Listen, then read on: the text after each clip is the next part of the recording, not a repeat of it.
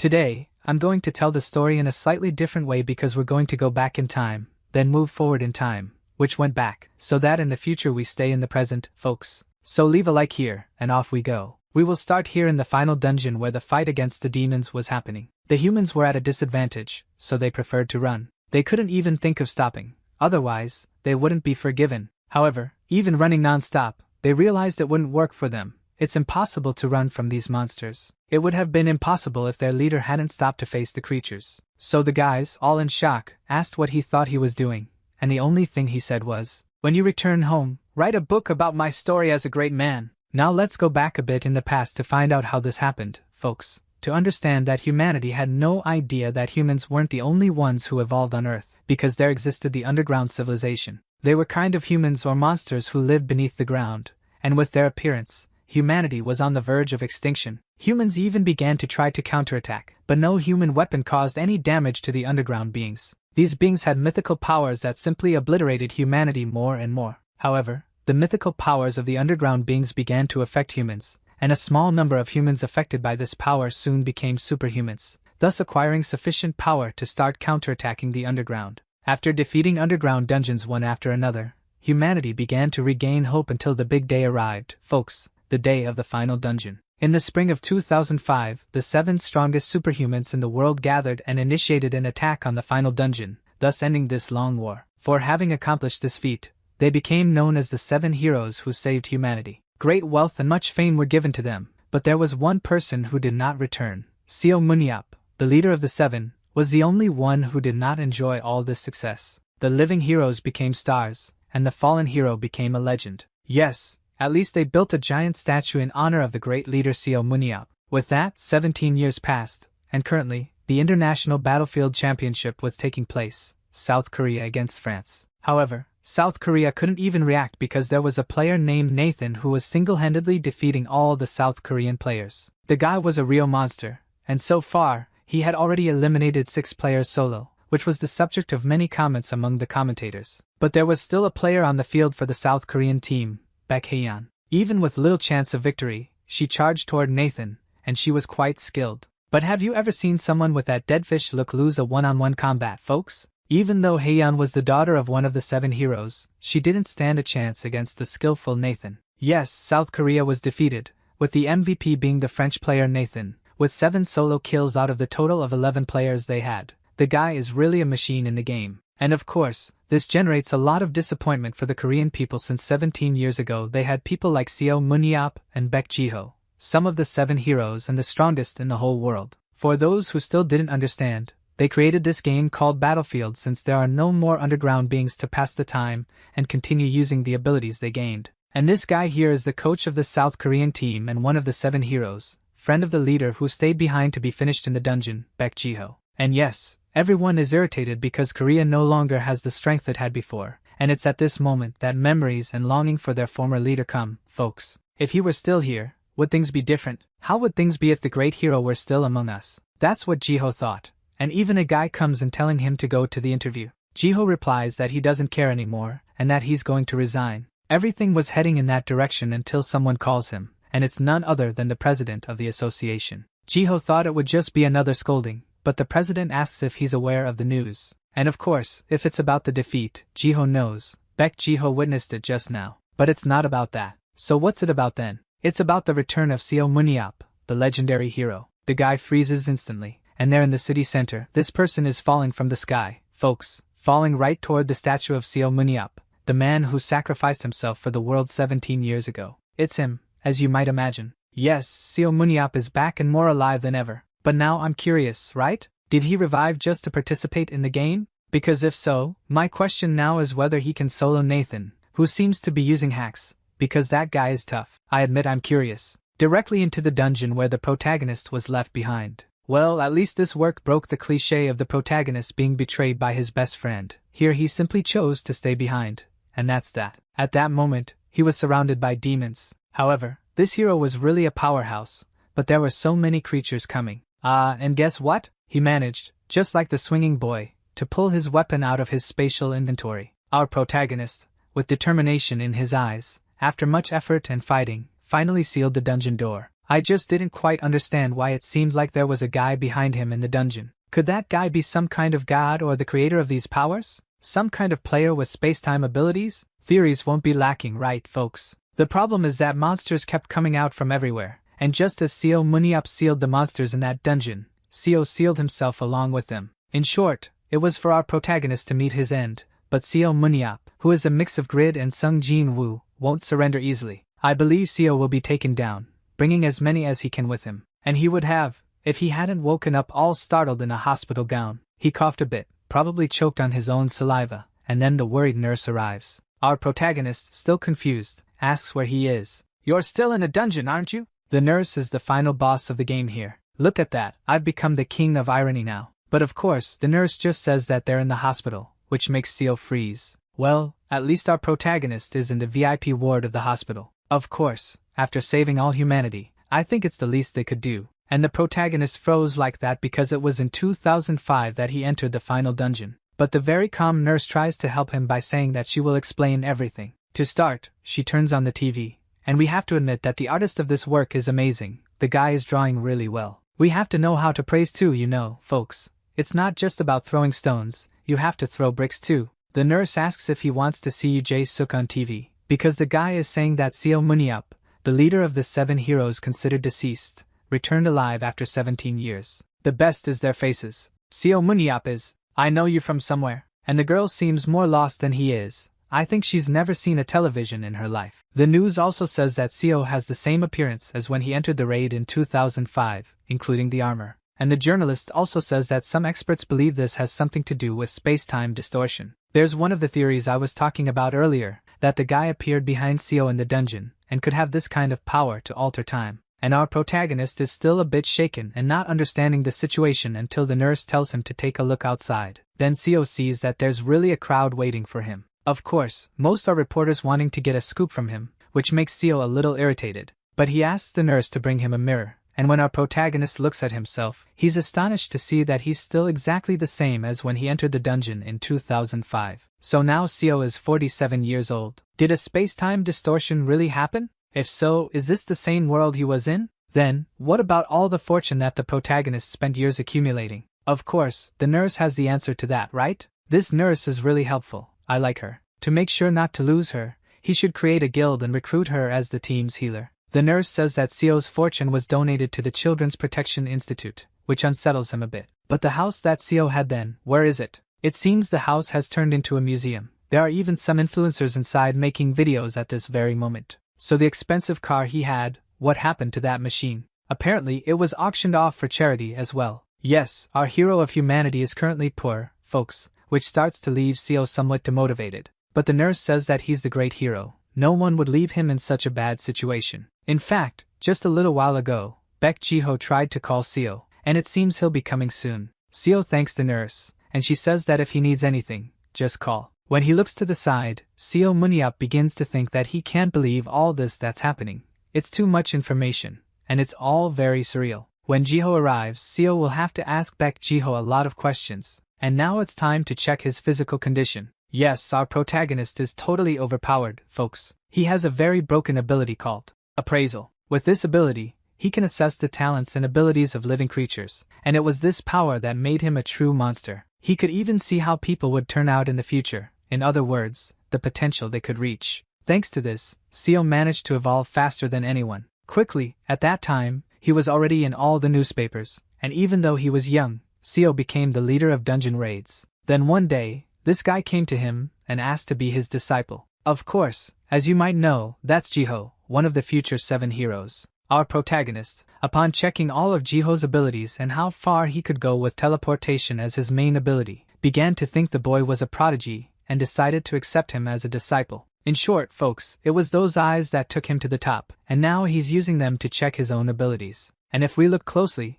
besides all his stats being overpowered, we see appraisal, throwing, and wait a minute, immortality. Is that right, my friends? Are we going to have a protagonist full of hacks here? When the protagonist himself realizes that his mental strength has surpassed the human limit of 100, and that's not normal at all, could it be that he's no longer human at that moment? And yes, only now did he see the immortality ability. He is completely immune to physical attacks. Man, that's so broken. Seo himself said he didn't have this ability before, and he says these superpowers are created in special situations, probably because he was near his end. All battered, right? In short, folks, I think Nathan is screwed. No one can have more abilities than our protagonist. Hang in there, my friend. So Seo was starting to theorize some things in his head until someone calls him, and it's his old disciple. The guy comes in with a tearful face, and of course, Jiho breaks down crying because his great master and friend is back. Moreover, Seo was teasing Jiho for being weaker now. How cool is that, right? Can you imagine if this situation were real? The two decide to go to the rooftop of the building to talk while enjoying a spectacular view. Of course, as I said before, the artist here is amazing, folks. As the conversation goes on, Seo Muniap teases Jiho for being old. Then Seo asks his disciple if he fulfilled the promise. Jiho asks, "What promise?" And of course, it's about the book about the great man. Before staying behind, that was all Seo asked for. And of course, Jiho fulfilled it. The book is called The Savior of the World, Seo Muniap. Jiho says that after that, they even made a movie about Seo, which reached the top of the global box office. In other words, Seo Muniap is recognized now, folks. Hold on,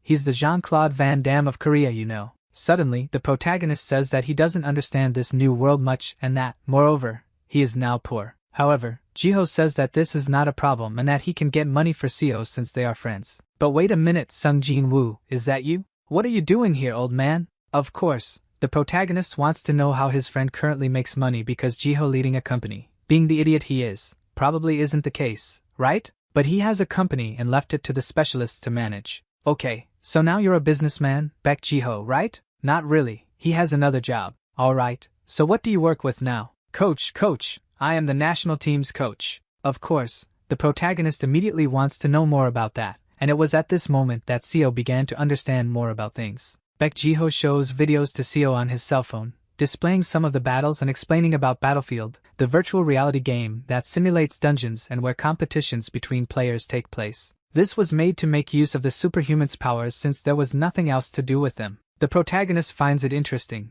even for a children's game, but Jiho says it's not quite like that, my friend, because currently among the best players, there are some who are even at the level of the 7 great heroes. Ah look, 02 here, man. And Seo Muniap finds it interesting. You know, because even though he's disinterested, he asks, "That's cool, but what rank is Korea now?" That was like a stab to Jiho by surprise. Seo Muniap asks his friend if he's gone deaf with age and repeats the question. What's South Korea's ranking in this little game? Because even though Korea has a small population, it's quite strong in this aspect. So what's our rank? And he asks this while throwing trash from a distance into the bin. Actually, Korea is currently in last place in the ranking. He even misses the trash bin. Seo Muniap freezes to think, looks closely at Jiho, and asks, "What do you mean, last?" And I'll tell you, folks, I'm already feeling that the protagonist is one of those who doesn't accept losing. He's going to want to reach that rank soon and climb to the top, and that's exactly it. Then our protagonist was inside the car with his friend, discussing why this game, Battlefield, was created. Was it created for us to spend money to buy skins? No, this game was created to control the superhumans, right? Because when the great evil disappears, the next to be the evil is the one who defeated the first. No matter how much the most powerful beings are good, humans never accept being beneath others and feel threatened. They have to be in control always. Otherwise, it's not the human race. Now with this game, the superhumans seem to be under government control, besides the fact that the average level of players is quite low currently. So at that moment, Seo's friend mentions his name with a smile, and the protagonist immediately says no. And it's obvious that Jiho wants to recruit his friend for the game. Imagine the impact Seo Muniap would have now at 30 years old, at the peak of his power. But Seo tells Jiho that his time has passed, and his superhuman life ended there in the dungeon. He even asks his friend if he seems like the kind of person who would fight for others. Well, protagonist, you stayed behind to sacrifice yourself for humanity, so I think I would say yes. And the protagonist concludes that if he accepted that, the press would be very hard on him, saying things like, "The savior Seo Muniap is now going to save Korea in Battlefield." Well, they're not wrong. People would say that. But that Korea is terrible in the game, no one can deny. So Baek Jiho asks Seo Muniap one last question. Does thinking about Battlefield not pique your interest? And Seo says no, because he hates feeling like a clown, you know. So Seo states that he would feel like a clown if he did that, and that's the end of the questions, right folks? Until suddenly, the protagonist says that the superhumans of South Korea haven't completely failed. We still have superhumans like that girl. And unexpectedly, Seo had pointed to a billboard advertisement, and our protagonist even finishes his thought by saying, Look at her gaze. She's incredibly attractive. Out of nowhere, Baek Jiho says that that's his daughter. Man, the guy is interested in his friend's daughter. Well, who can blame him, right folks? The protagonist is on the right track. Then Seo even asks his friend, wasn't Hyeon only 6 years old? But the guy, quite shaken, says that 17 years have passed. She's currently 23 years old. The girl, when she was little, was all snotty, and now she's become quite a woman, huh? Of course, the protagonist even tried to make some excuses at that moment to ease the situation, but Jiho tells Seo to stop with that conversation, which was already over. Oh, my friend, soon Seo Muniap might say, I'll only participate in Battlefield if you give me your daughter in exchange. I wouldn't be surprised with this bold protagonist here, who knows? And after so much driving, they finally arrived at their destination, the house of the protagonist's friend, right? They are greeted by this woman named Han Sungi, who is a whopping 52 years old. I'm sure some guys in the comments will say they'd still go for her easily, right? Well, she's also well preserved for 52. She greets Seo Muniap, saying it's been a long time, but for our protagonist, only a week has passed. So Han says how she's aged in just 1 week, but Seo tells her to stop with the nonsense, because it really feels like only a week has passed, kind of implying that she still looks young. And Han gets all happy about that. Look at that, Seo is actually good at talking to women. I thought he'd have at least some flaw, maybe be all shy or something. The guy is handsome, super strong, and also good at conversation. Something's not right here, folks. Some dirt is going to surface soon. Oh, by the way, this woman is the wife of Seo Muniap's friend, okay? And apparently, only now does Seo begin to understand that 17 years have actually passed, especially since they went to a peaceful world without wars. And since Seo didn't know what to do, he went to take a look around, and he ended up finding a bag of chips, a controller, and that sofa. You guys already know what's coming, right? Is the great Seo Muniap going to become lazy? He even discovered soap operas on TV and starts saying that this is why he came back alive. His friend was passing by and hears Seo saying that he's going to watch all the soap operas he missed since 2005 up to now. The guy is in shock, right? Jiho runs up to Seo to ask if he was serious about what he said, and the protagonist replies to his friend that yes, it seems we've unfortunately lost the protagonist to soap operas, folks. Seo immediately asks his friend if he hadn't said he'd leave him alone,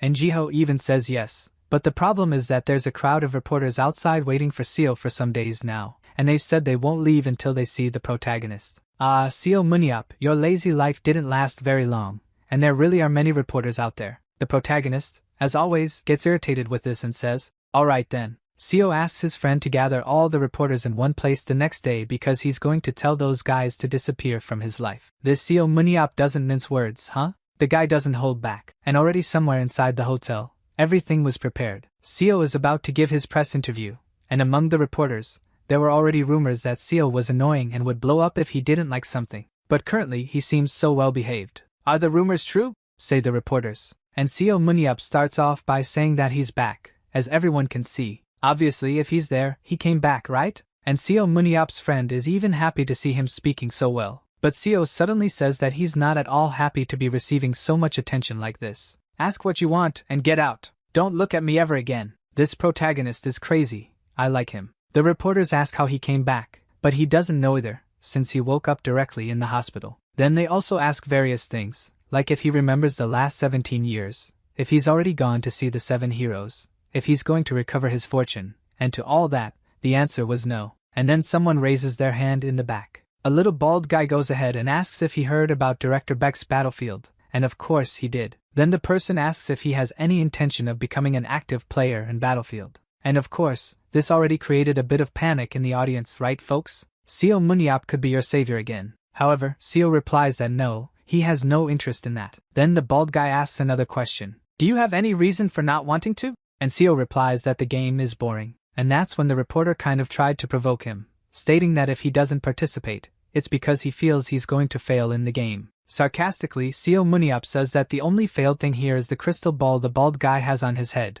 leaving him completely embarrassed and irritated. Go ahead, lightbulb head. So Seo repeats that he has no interest whatsoever and won't play the clown for everyone's amusement there. It seems that was the last question, folks. The protagonist again tells them not to look for him anymore and was about to leave when a guy says he has one last question. The man says that the day before, the player Gerald Walker spoke about Seo Muniap, saying that the 7 heroes are nothing and couldn't even touch him, and asks what Seo thought about that comment. Yeah, I think that really struck a chord with our protagonist, and he immediately asks who this Gerald Walker is. The guy informs him that Walker is the pride of American tank players, one of the stars of the United States. The protagonist asks, "Oh, so he's the strongest player?" And the guy says, "Not exactly. There's a top 3 for the best battlefield players, and among them are Daniel Mansky from Germany, Roy Meyer from Ireland. We just have to see if that's the famous Northern Ireland, right? And lastly, none other than Nathan Berner from France. We know that one well, right, folks?" The man says that Walker is an incredible player but didn't manage to get into that ranking.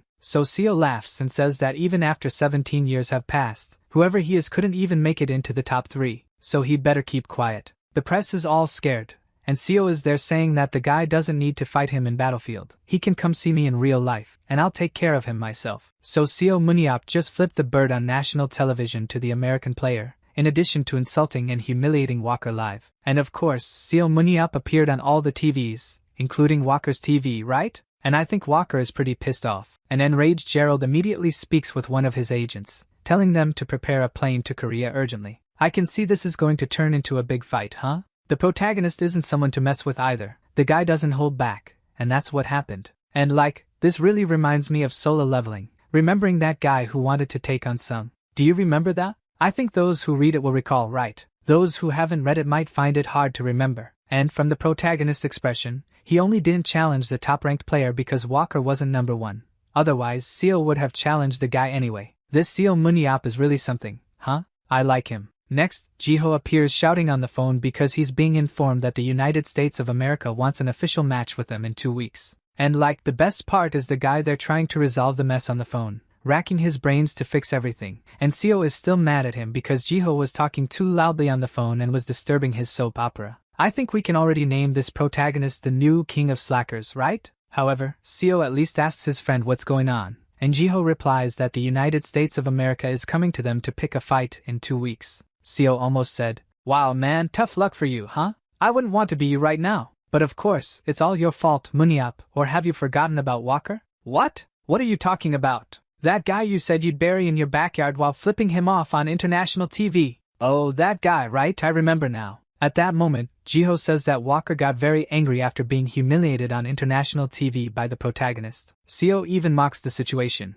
He got mad just because of that. And yes, the guy did. And it's because apparently Walker is quite sensitive when it comes to not being part of the top 3. In this case, he wanted to fight the protagonist right then. But since Seo doesn't play, it seems Walker is going to take it out on the Korean team. So the protagonist asks, "But what do they have to do with me? He's going to take it out on people who have nothing to do with it." Then Jiho was about to get furious with Seo, when suddenly the protagonist makes a connection. "Wait a minute, but you're going to have a match between national teams. Doesn't that mean that Haeyeon will also be there? Now you're interested in the matter, my friend. Look at the simp mode kicking in, defending humanity from chaos, saving the brunette from the trouble he himself created. What's important is the protagonist's own interests. The rest is just details, right guys? And some time later, speak of the devil, guess who came shouting through the door? Seo, who was watching a soap opera, was startled, wondering who had arrived, and of course, he is surprised. "Oh, you arrived earlier than expected, dear. And yes, folks, Haeyeon is here now. She says she came running after finding out that her uncle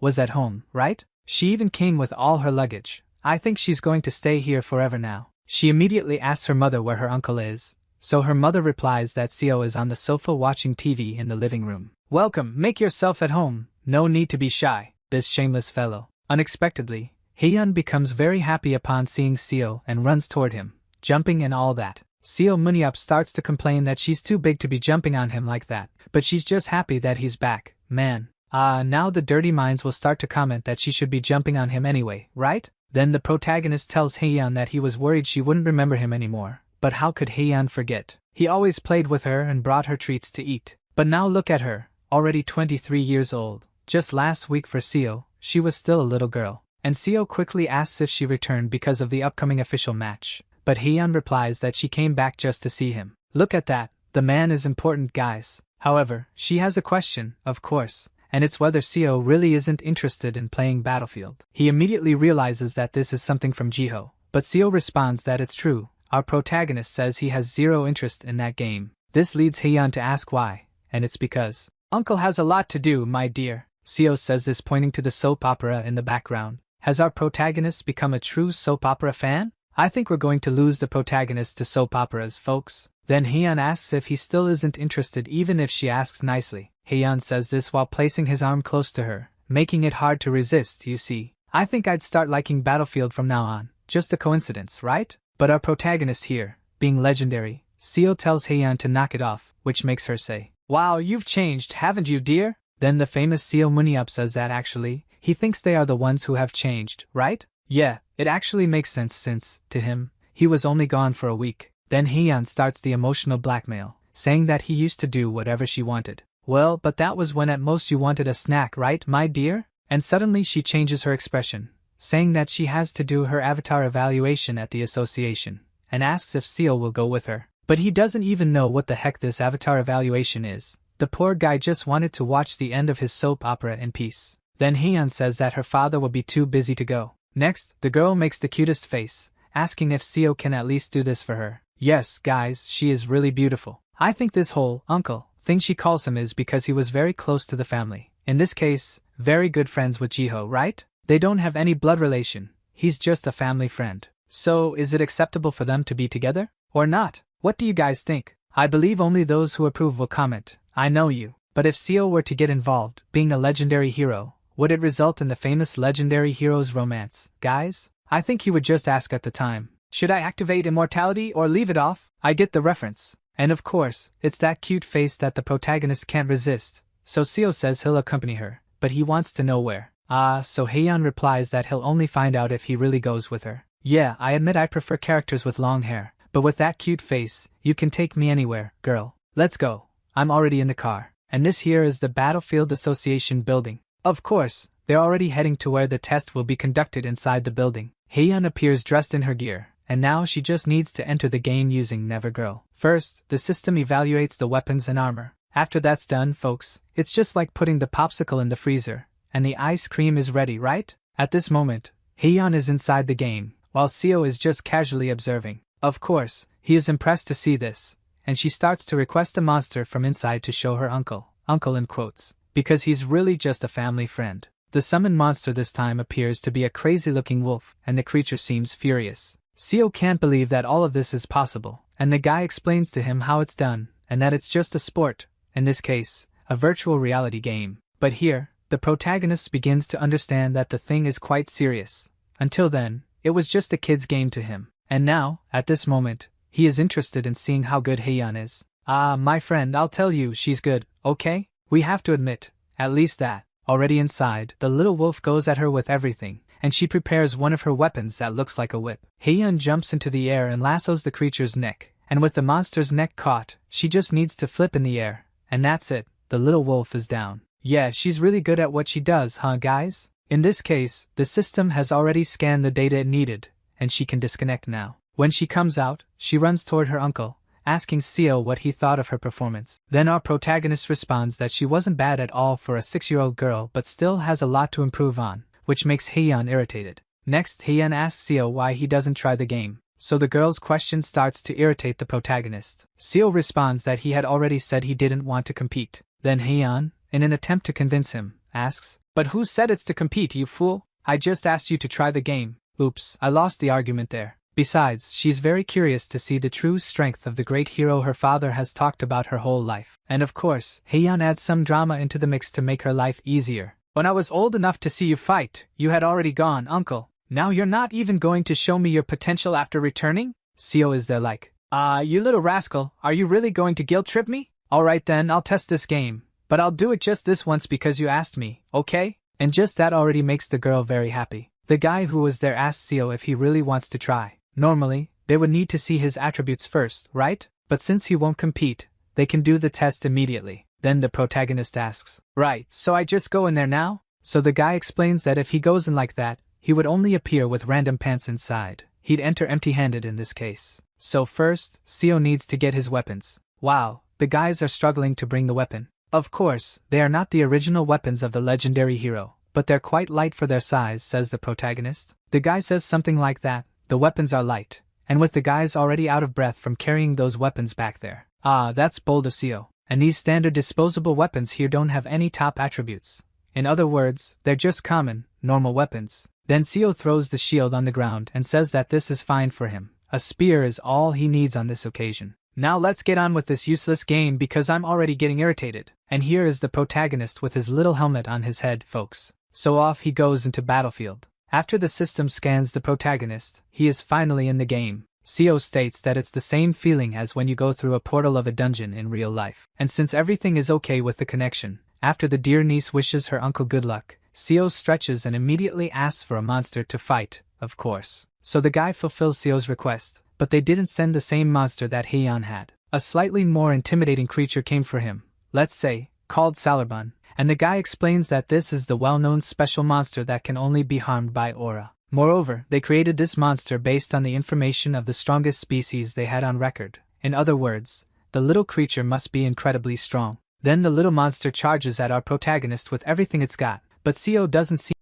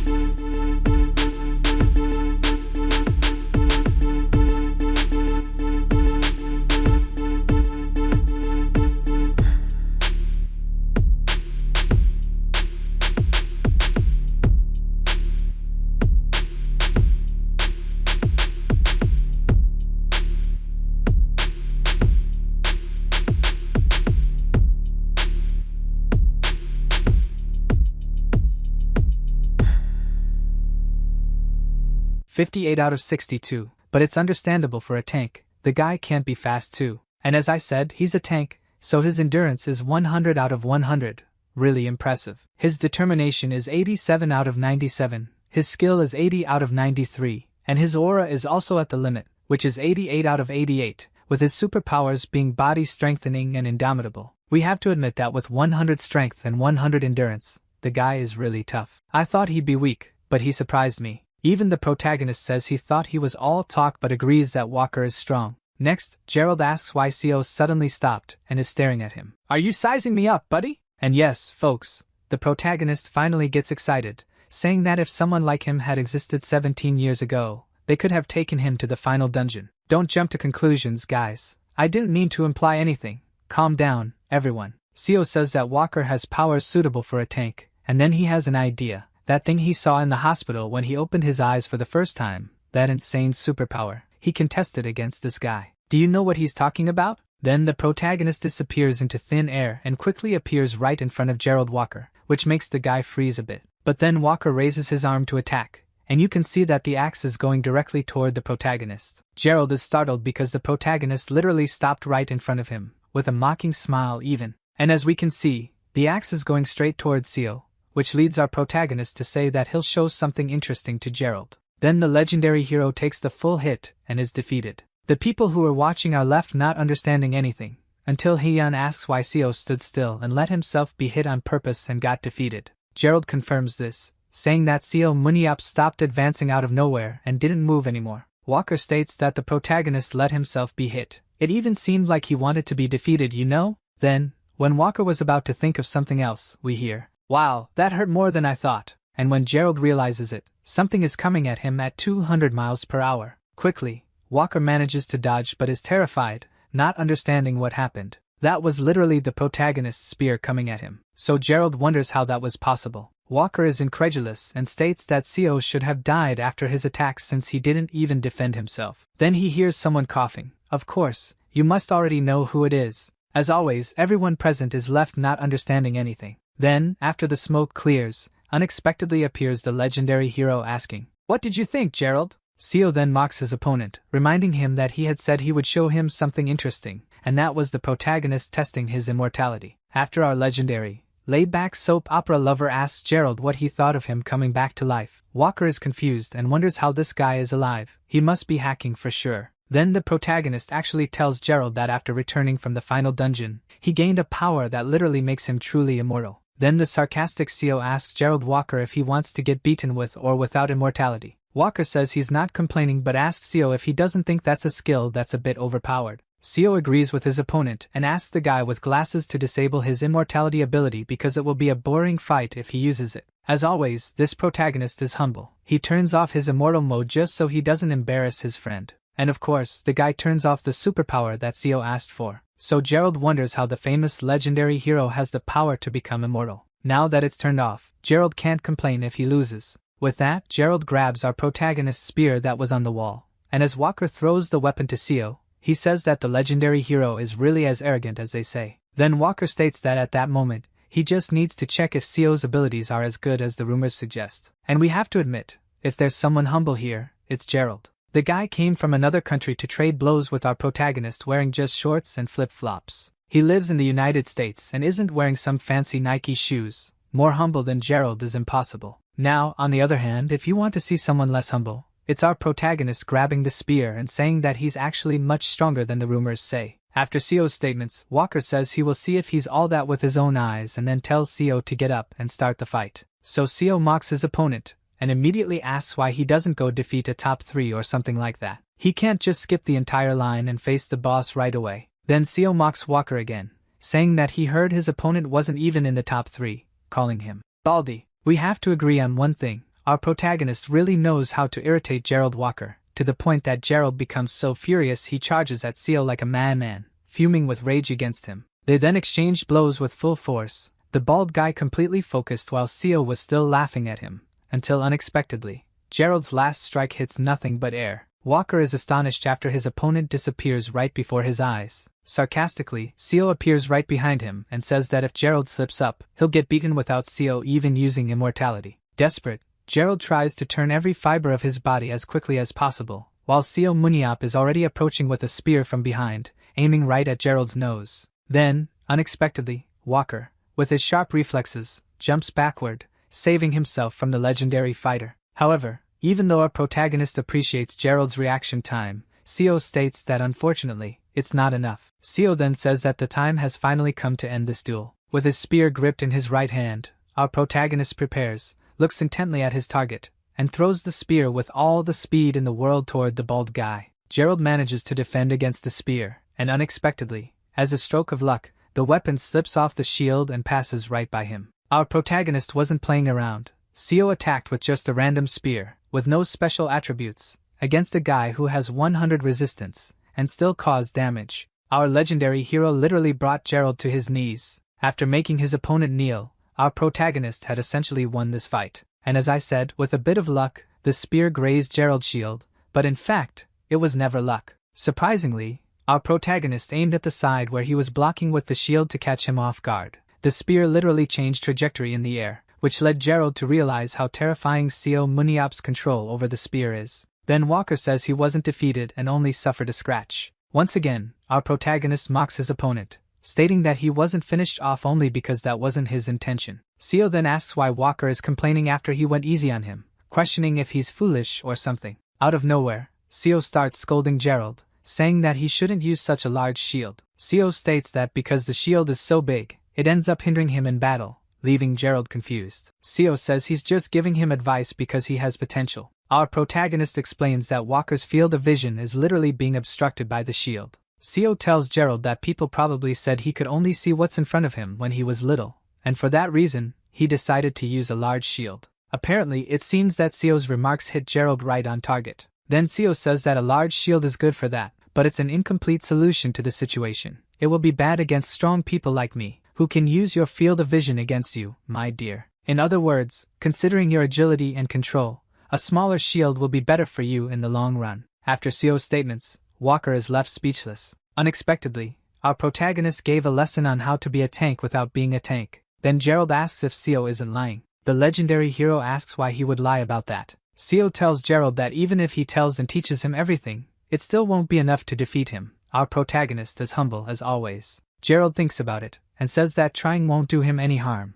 so he'll try to defeat him. What's funny is who's watching this from the outside. Jiho even asks Seo why he went to teach that crazy Walker when he was already a problematic guy. Seo replies that it's because he doesn't fear danger. He himself has already said that even if he teaches Gerald, the bald guy will never surpass him. Then Seo says that if the bald guy just puts his teachings into practice, he'll improve. Seo states that at that moment, he only needs to watch his soap operas. In fact, Gerald, since I taught you so well, make sure to deposit the fee for the lessons when you get home, don't forget. Unexpectedly, Seo gets into a fight and still manages to make a sales pitch during it. Our protagonist is literally selling a course in the middle of the battle. What's going on? And the worst part is that Gerald accepts, saying he will pay him for the teachings. After settling and giving money to the protagonist, he says he has a condition for that. So Seo asks what kind of condition. That's when Gerald says he wants to fight Seo again. Walker says that in 2 weeks there will be an official match, and he wants the protagonist present. Seo then says he's not interested in Battlefield because he has plenty of soap operas to watch. He even gets irritated and tells Walker to keep his own money because he doesn't care anymore. However, Gerald insists,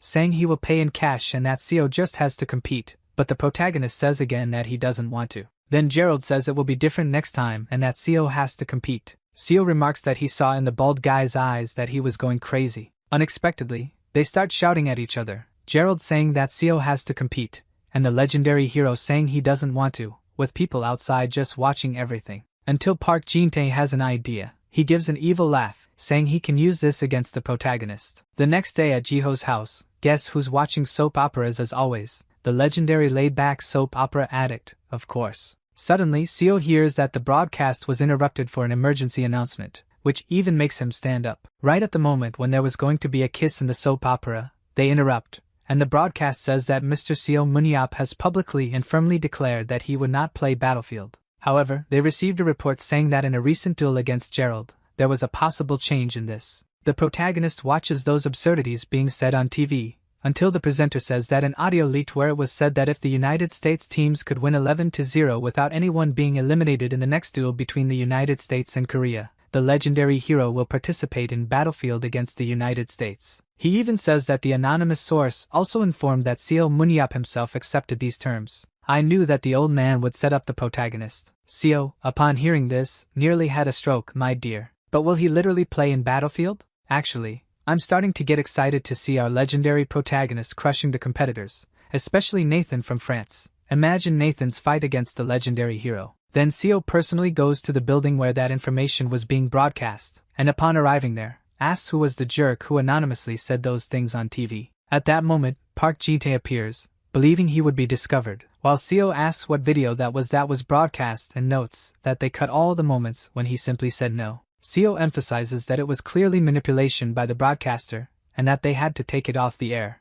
The protagonist was about to decapitate the old bald man for creating this mess, when suddenly Park Ji-tae turned around, apologizing for allowing something like this, which harms the honor of the legendary hero who saved the world, to happen. That literally caught the protagonist off guard. He, a true soap opera addict in the midst of a cliché, was left speechless. With the most forlorn puppy dog eyes imaginable, the old man began to apologize more and more, saying that unfortunately he was forced into it since the American Association was involved. This almost reversed the roles in the situation. The protagonist, who was irritated, began to hesitate to place blame on the old man. But since he is the most laid-back person in the world, he was simultaneously starting to regret his own regret. Seizing the opportunity, Park Ji-tae quickly proposed a great plan so that Seo Muniap wouldn't be harmed by all this. If the United States team could win 11-0, winning all 11 matches in the tournament without any losses in the next clash between their nations, only then would the legendary hero participate. These were the conditions that Park Ji-tae established. He said this with his face beaming. We have to admit that this old man is a cunning fox. At that moment, he was full of hope, but our legendary and insolent hero simply said he wouldn't participate, and had no interest in anything involving that cursed game. Park Ji-tae, as if he hadn't heard a word the protagonist said, remarked that it's almost impossible for these 11-0 conditions to actually occur. Then he used the classic guilt trip. How long have we known each other? Save my skin just this once, brother. Park Ji-tae even said that in return he would donate all the profits to the protagonist's favorite children's organization, believing the proposal was irresistible. After much effort, the protagonist finally agreed to the terms. The old man told him to relax, assuring that even with Seo's acceptance, there's no chance of it happening. Following that, we had the typical scene of the old man trying to hug our protagonist, perhaps to test him, and the protagonist playing hard to get, saying that if even one Korean lost, he wouldn't participate, and it wouldn't help to come crying to him afterward. Park Ji-tae was overjoyed and said it was all fine, promising to keep his word regardless of the results. Ending the meeting, the old man invited them to dinner. The protagonist immediately asked if Park Ji-tae was going to pay. If the food was free, they were already at the door. The old man replied affirmatively. Park Ji-tae was all smiles, talking about a nearby restaurant that was very good. However, he said this while looking back, apparently pondering something. He was thinking about the records inside the drawer, which showed the results of the last 5 matches, clearly indicating that in the last 5 games, Korea had lost without scoring a single point. In other words, they had never even defeated a single American player up to that point. All of this was a little play by the old man to trick the protagonist. Effectively, the protagonist was already committed to battlefield at that moment. The old man is truly a genius. The next day, at the house where the protagonist was staying, they interrupted the soap opera again to broadcast updates about the match. We bring news about Seo Muniap, who accepted the United States proposal. He changed the channel, and yes, it was confirmed. He might actually end up playing Battlefield. Already irritated, Seo changed the channel again. Breaking news! Seo Muniap will participate in the match. Seo Muniap appeared furious, saying, My God, I'm going to go crazy. Why do these channels talk about me all day instead of airing a soap opera? At that moment, our protagonist was just thinking about cutting ties with that darn old man, especially with his favorite soap opera being interrupted constantly to make announcements about the legendary hero joining the game. With apparently nothing else to do, the protagonist decided to get some fresh air. While Seo was admiring the street scenery, he heard strange sounds coming from the side. When he went to check, there was his niece training. But I must say, if this were a driving school, you would have failed, my dear, knocking over all the cones like that. Regardless of your control, your speed was really impressive, not to mention your appearance, of course. The protagonist, seeing that, was immediately impressed. Then Seo thought, today's the day things will go my way. Observing further, you could see that Jiho, Heian's father, tossed the ball into the air. So the girl immediately notices it, and, in a matter of seconds, lassos the ball with her whip, which apparently doesn't have any significant power. Seo, upon seeing the whole situation, didn't seem to care much until he heard Jiho explaining that she needs to go faster since she's in the position of a secondary damage dealer, which makes Heian very happy. Our protagonist, who was just observing Jiho overwhelming her with information, decides to use an ability, the evaluation skill. Our lovely Baek Heian has the following stats. Strength 61 out of 82. I must admit I found this quite low. You'll need to train more, my dear. On the other hand, her agility is already at the top and can't advance further, so for now, she's training that aspect in vain. Her speed is 94 out of 95, which I found very high. However, her endurance isn't the best, 59 out of 80. Her mental strength is quite good, being at the maximum of 81 out of 81, but her skill level is rather average, 63 out of 75. I consider her aura to be average as well, 66 out of 70. Her powers are teleportation and the rope, the famous whip. Despite everything, Heian's agility is impressive. Of course, it's not as good as Jiho's at his peak, so it's impossible for her to reach the performance he wants. However, the limits of her strength attributes are much better than her father's. After viewing Heian's stats, the protagonist concludes that it's absurd to keep this woman in the same position her father was, in this case, a secondary damage dealer. While she asks for a break, we see Seo approaching from behind. At that moment, Heian is surprised to see him out of the house. She's impressed that Seo isn't watching soap operas, which wasn't normal. But the protagonist quickly understands that even though she is the best on the team, she is far below expectations and there's no way they can beat any of the Americans. Heian is happy to see him and asks Seo if he saw her training, and he says yes. Then the legendary figure asks if she doesn't think she should train something beyond agility, which immediately causes Jiho to intervene, saying that they actually need to train a bit more. The protagonist, lacking patience, states that Heian is not her father, and Jiho doesn't understand anything. Then Seo points his finger at his friend, telling him to stop with that unnecessary training since Jiho is only doing it because he misses his glory days. Our protagonist concludes by saying that her agility has reached its limit, and the same goes for her whip. Heian was just observing everything until the protagonist calls her and asks, "What do you do when you grab your opponents with the whip?" The girl responds that she does various things,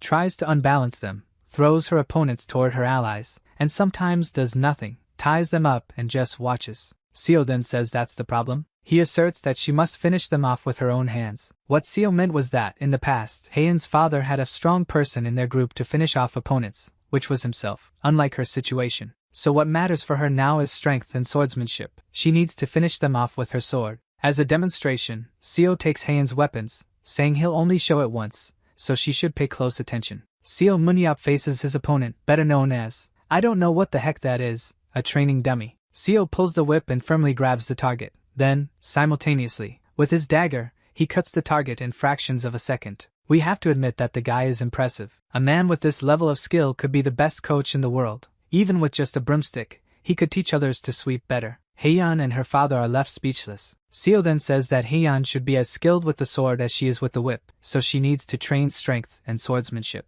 In other words, our protagonist states that from that moment on, Heian will change from a secondary DPS to a melee DPS. Seo then asks if the girl's father understands. Confident, the legendary figure says that they will start with 500 sets of light strength training. Upon hearing Seo's statements, Heian and Jiho are in shock. The girl wonders what kind of monster says that 500 sets are light. Suddenly, the protagonist starts to get furious, asking why they are standing still. Seo reinforces the order. 500 sets of strength training now. To conclude, the protagonist declares that from that moment on, he is Heian's trainer. I believe he's helping like this mainly because he doesn't want to participate in the game. If Heian manages to defeat someone in the game, he wouldn't need to participate. Meanwhile, at the American team's training facilities in Korea, we see this man, the manager agent of Walker, praising him, saying that he has made great progress in recent days. The great Gerald, nicknamed Lamphead, is completely surprised by this information and even asks if his performance has really improved that much since the man is praising him, and the agent confirms it. When Seo Munyap told him that he needed to switch shields at that moment,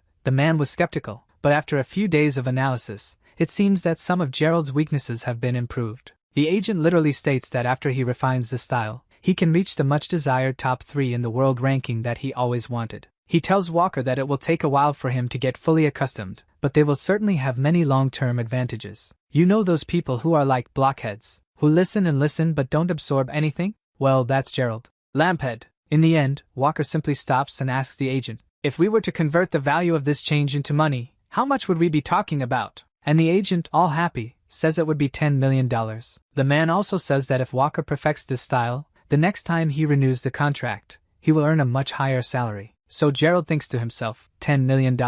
Walker glances to the side and sees CO on the TV. Then Gerald tells his agent to send the $10 million to CO Muniop right now. The agent is shocked because it's an absurd amount, but Gerald says that was the consulting fee for the great legendary hero. Didn't see that coming. At this moment, we can clearly see that Walker is not in the game just for the money. He really wants to become stronger. He must value the battle. I admit I'm starting to like Gerald. Then Gerald extends his arm as if pointing to the legendary hero and says he will definitely make him come to the arena. Surprisingly, Gerald, Lamphead, managed to impress me. He really is a distinguished warrior, we have to admit. Next, at the competition stadium, we see the presenter narrating. Today we are here at the International Battlefield Stadium in Seoul, South Korea, where we will finally have a clash between South Korea and the United States of America. I think the spectators will be delighted with the outcome of today's game, since the big friendly match between Gerald Lamphead and the legendary hero of humanity depends on today's game results. So I will introduce the players of the two teams.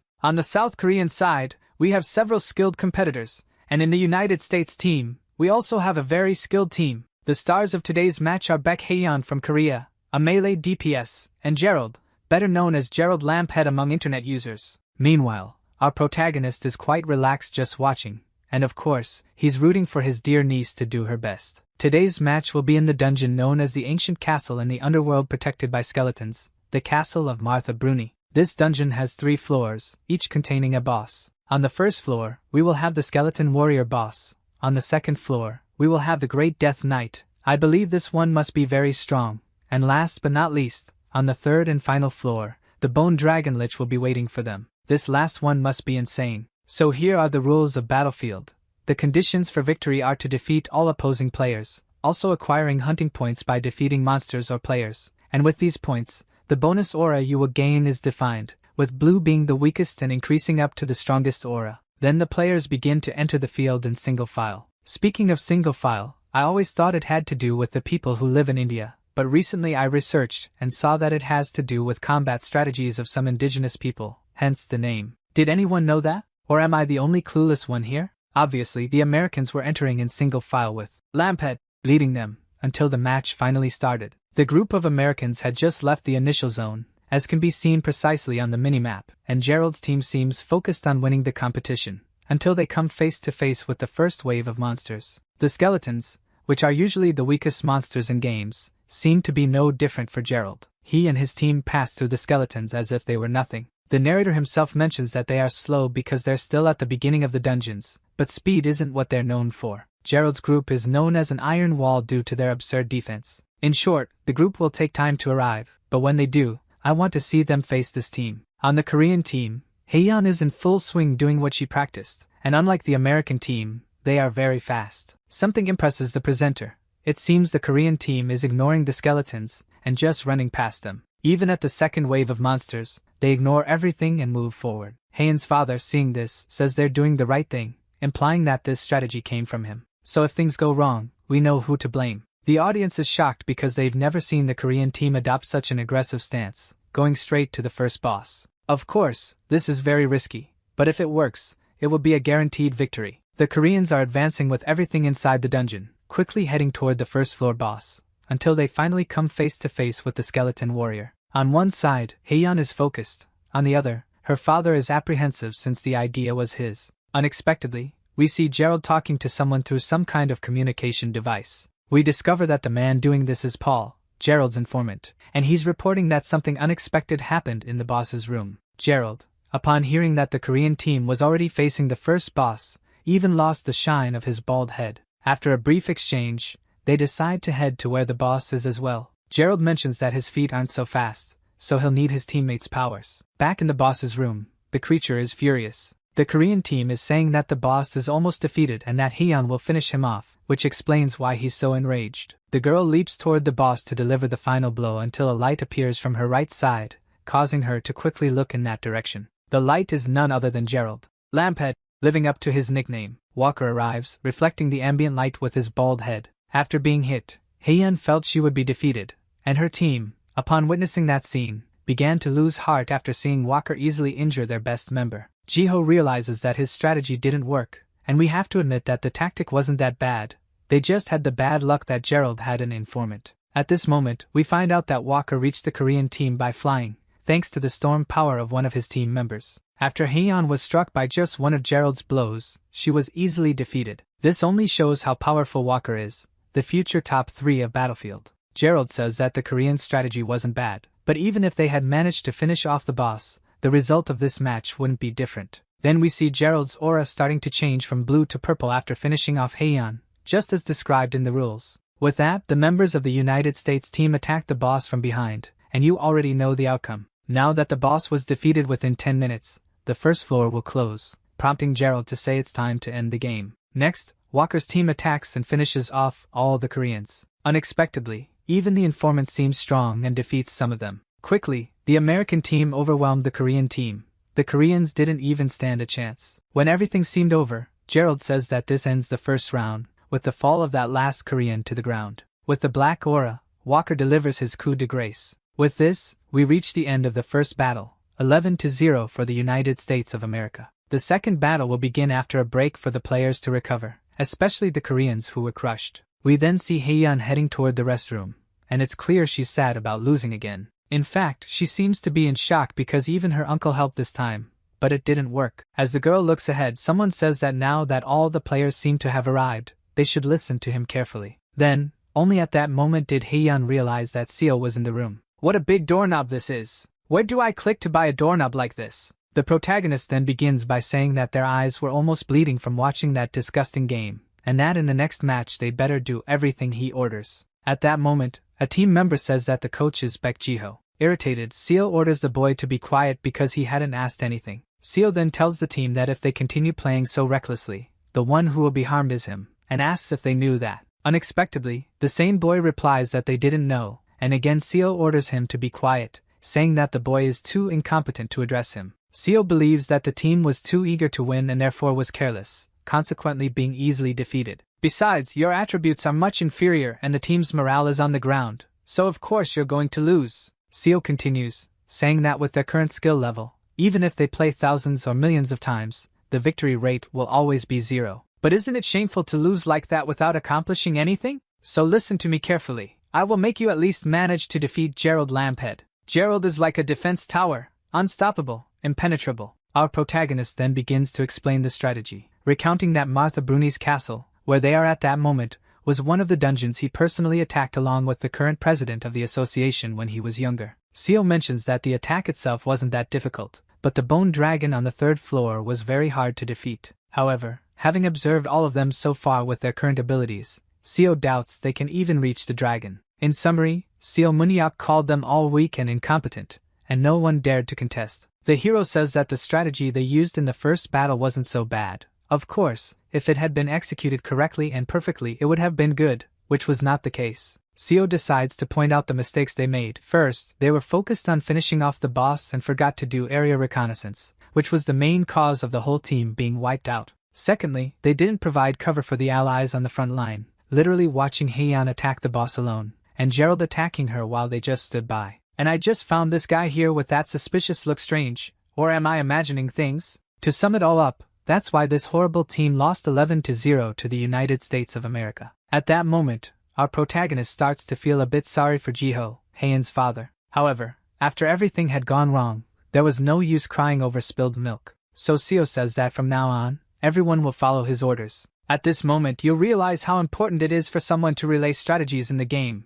especially when they don't keep trash talking in the middle of the match, disrupting their own team. We then begin the second battle with the United States team splitting into 2 groups, one squad of 6 people and a second squad of 5. The first will be in charge of going ahead and preparing the terrain, so that the second squad, which includes Gerald Lamphead, can come from behind and clean everything up. Their idea here is to showcase all of Gerald's potential, that's why they're adopting this tactic. At this moment, the commentator asks what the Korean team will do to deal with this. The audience is already in shock. As soon as Baek Heian, who had disappeared somewhere, returned, they started running at full speed. Go, Korean team! The Korean team has always used defensive strategies, but why are they changing now? This includes the change in Baekhyun's position. It's turning out to be a match full of surprises, but this is not a surprise for our protagonist. He himself said that if they do exactly what he instructed, their opportunity will certainly appear. Even Baekhyun, who always takes a beating in all battles, is now confident that it will work.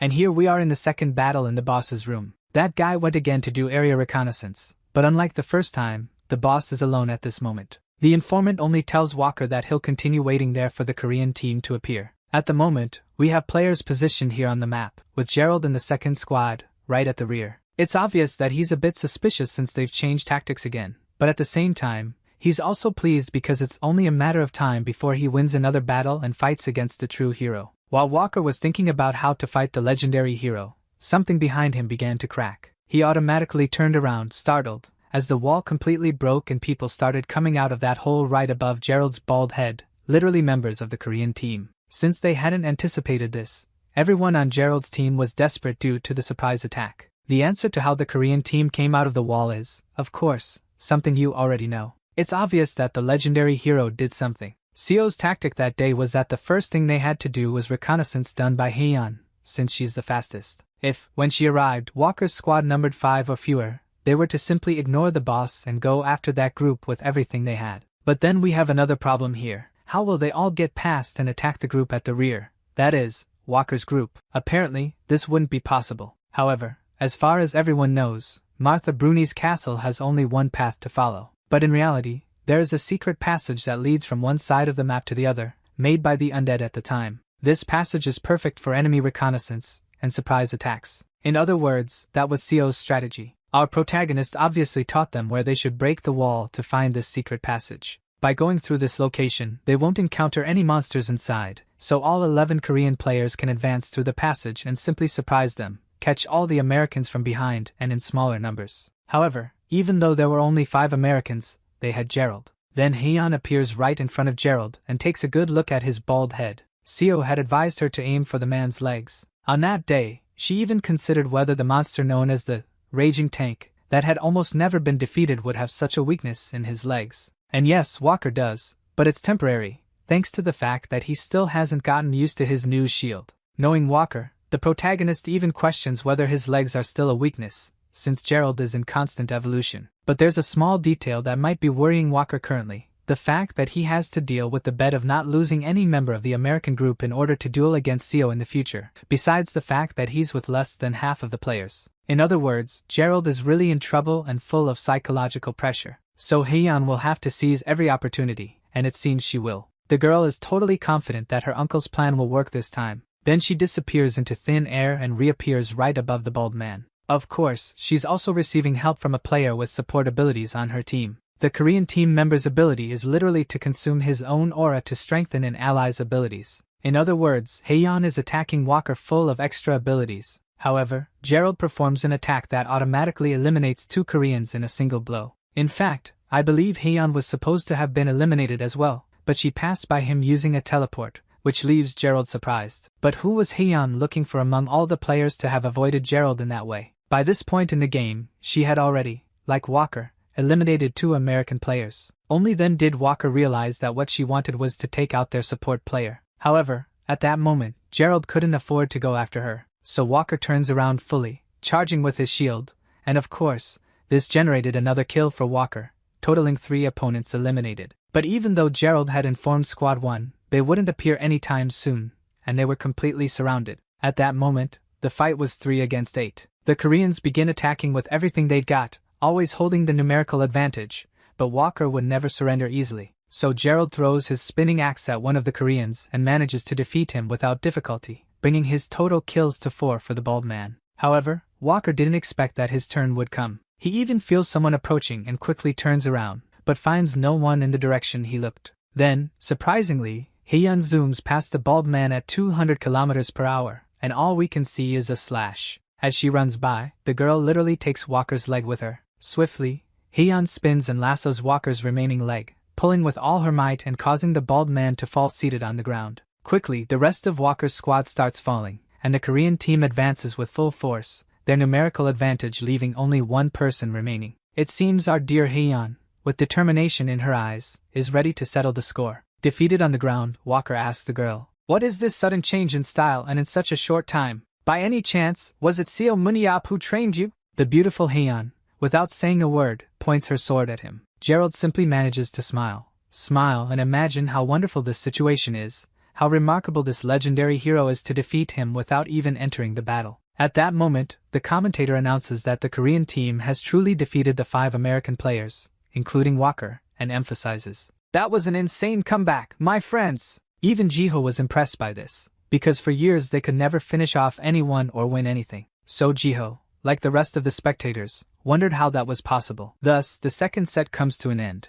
Commentators noted that the match held more significance for the Korean team. Even so, the American team emerged victorious. Had the Korean team not clashed with the American advanced squad, perhaps things could have been different, but it was a shame for the entire Korean team. They could not withstand the counterattack from the opposing team. The American team's star looked at the scoreboard, believing the Korean team had scored 5 fewer points. Possibly, the scene of them exiting the secret passage was one of the most remarkable moments of the game. At the center of all the chaos was a player, who had achieved 4 kills and 1 assist for the Korean team's star, the young Baek Haeyeon. Coach Baek Jiho was at that moment giving a few interviews. Reporter Oh Jae-hai asked why the team members had been acting differently. The coach stated that, even though they had lost, the experience was great. She also wanted to know about the surprising entry through the secret passage in the second set. He explained that the dungeon was famous for having only one path. However, he couldn't reveal much, as the strategy for the second set wasn't entirely his. Adjustments had been made with the help of people around them, and he glanced in the direction of the one who provided the significant ideas for that round. Yet, soon his intentions were noticed. He knew someone was planning something to bring him into the game. The next interviewee was Baek Haeyeon. She listened intently as the reporter praised her as the best player of the day's match. When asked about training, she mentioned that Sip had been training and changing her in-game position. Seated in front, he watched the interview to see if everything was going well. Regardless, he didn't understand why those two were discussing him again. He was surprised by his old friend's question if he hadn't really changed, and if he still had the habit of getting annoyed when embarrassed. He asked why his friend wasn't there for the interview, as he was the association's president. Finding it amusing, he said there was nothing interesting he could add in an interview. Even so, he wanted to know why his friend was beside him, and what he wanted to say. He mentioned that all of it reminded him of the old days, with that well-known secret passage, and he thought using the secret passage was a bit of a low blow. However, he explained that the enemy team had many resilient tanks, so he thought of a strategy. As for Haeyeon, he wanted to know if she had trained and changed her designated position before. He found it interesting, as that was something achieved in just a day or two of training. His old friend thought that, even after so much time, it was good to see the strategy he had devised. Yeep said he knew it was indeed amazing. This made his friend question the talent, if he was planning to use it for something else. Still, he didn't like the direction of the conversation, as he had already won the bet. The old friend, like a fox, assured him that it would be the last offer and urged him to listen carefully. The Korean Professional Battlefield League season would begin soon. Yeep asked if he wanted him to be the professional league player. That wasn't the proposal. He said he would never ask for something like that. In fact, the proposal was to set up a charity match with famous players. The friend thought that if he refused, he would have no more options. He only said he would consider it. That was already a good start, and he couldn't believe he actually said he would think about it. He thought the guy had always shown disdain for all that and seemed to be changing. Yet, he kept talking. He said that after watching Haeyeon's game, he became somewhat interested. Since dungeons no longer existed, then that game was the only place where he could fight. This made his friend very happy, who said that's the spirit. He mentioned that, anyway, within an hour of the video being posted online, the video of that match had exceeded 10 million views, and all those comments made him quite uncomfortable. His friend was overjoyed because he heard him say he would participate. Yeep said he would only consider it and hadn't accepted yet. Even so, he was beaming with joy, and just the fact that he was considering it was a great achievement. It would be an idea since the professional league season was so close to starting. He wasn't sure if it was good to have a charity match right before the season began. He also said that if he participated in the charity match, there would be a few conditions. His friend said he didn't know what those conditions were, but he would accept as long as he played with him. Yeep thought that things were very easy there, thus he found it excellent. At Baek's house, something was happening that drove him out of his mind. Furious, he asked what was going on. He shared that Mr. Jinte agreed to all the conditions, so he decided to join the match. After returning, he thought about just wasting his time watching TV. Those words made his friend a bit calmer. Thus, Yeep said he would only do this once,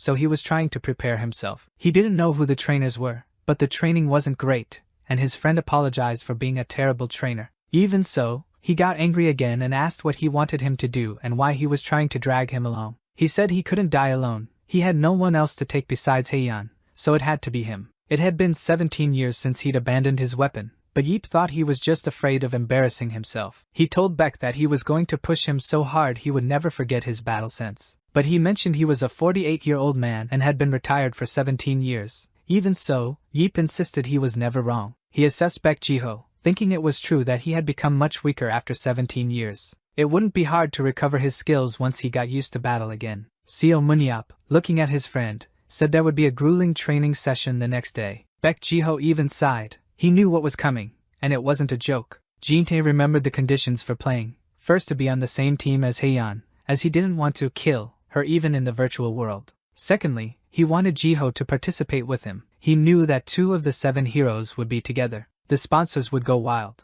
Without much thought, he picked up the phone and asked for a favor. Soon, the faces of the 3 players were on every newspaper in Korea. 7 days remained until the charity